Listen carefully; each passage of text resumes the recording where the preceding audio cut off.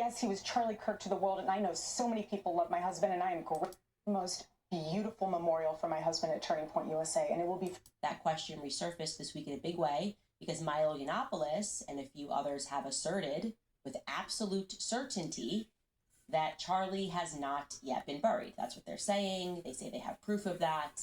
And at first, Harris Faulkner is asking about that claim. Take a listen. Talk to me about this part of the conspiracies that are out there, this disturbing part that people are trying to guess where Charlie is. Can I have one thing? Can I have one thing? Can my children have one thing? Everything was public.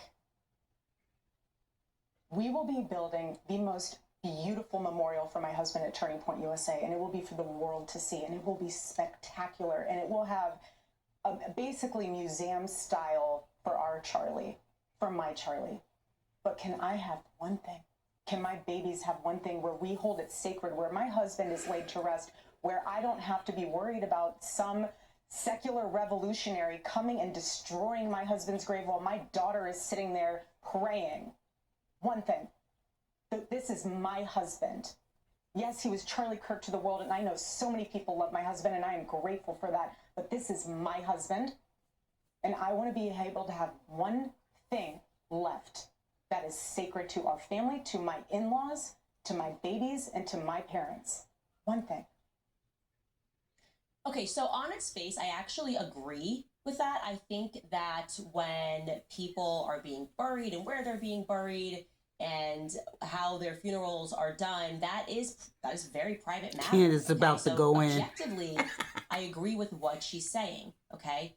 But subjectively, because we are dealing with the subject of Erika Kirk and what transpired immediately following Charlie's assassination, this is going to be read as Meghan Markle syndrome, okay? Meghan Markle syndrome, where you want privacy when you want it, but you want publicity whenever you want it, and that just doesn't work, okay? It doesn't work that way.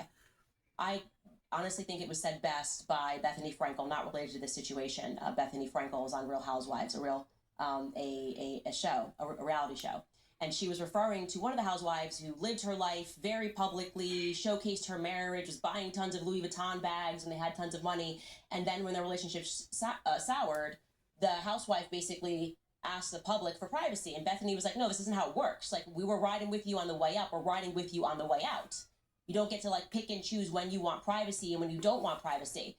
And subjectively, as it, in the matter of Erika Kirk, this is the same person who had somebody record her over Charlie Kirk's casket. That was not our business, truly. And I can say that decision was made by her, and there is, some credence to the claim that everybody grieves differently. I wouldn't even record myself over a casket ever, okay? Some people maybe perhaps want to have that memory, but the decision to publish that, you crying over your husband's casket, and to publish his dead body on Instagram was a decision that was made by Erika. We could watch that.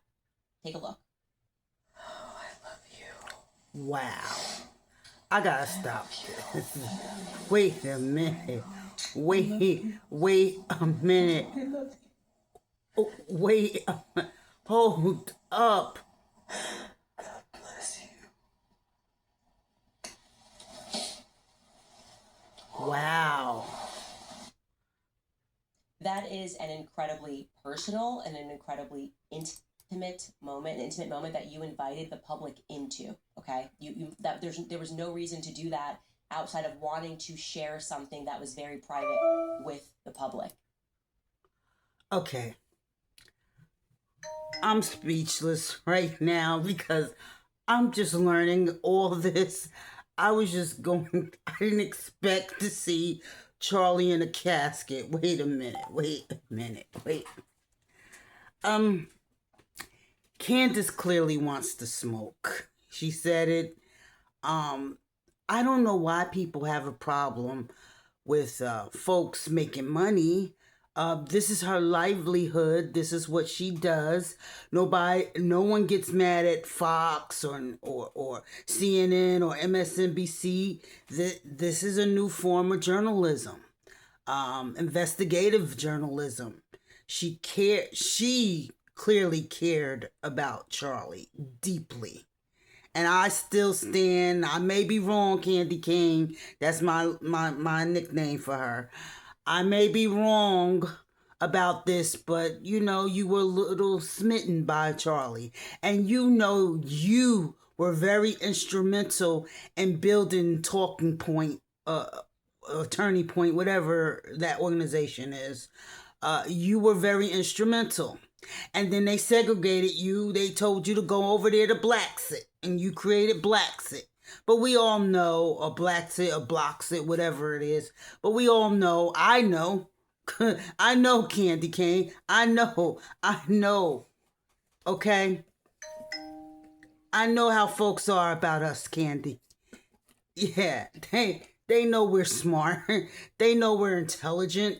But they don't want to give us the credit we deserve. They never mentioned you. They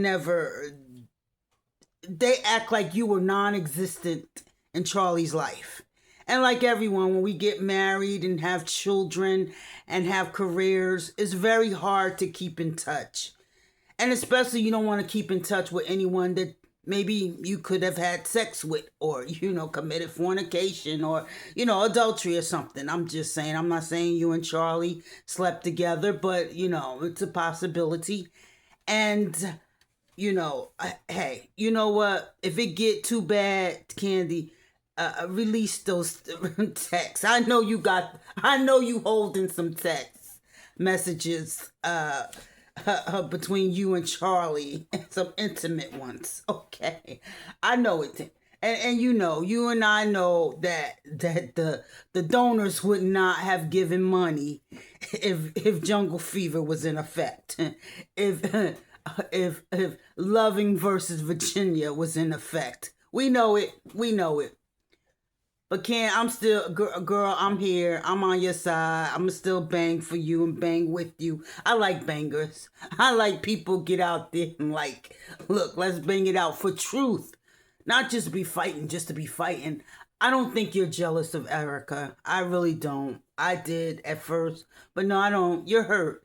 You're hurt, Candy. I know that hurt because I had the same hurt. You go in, you believe, oh, if it's just my character, my work ethic, I will get XYZ. Nah. You see how they doing you, Candace. You see how they did all the black folks. They ain't have no... It was a Mormon affair. Are they Mormons, Candy? Are they Mormons? I don't know anything about these people. Like I said, I ain't even heard of Charlie Kirk until he got, shot. And that's sad. And I'm sad that young man... If he is dead, I'm sad that he passed away. I'm really sad that he was killed like that. But they got more smoke for you than the killer. I'm done.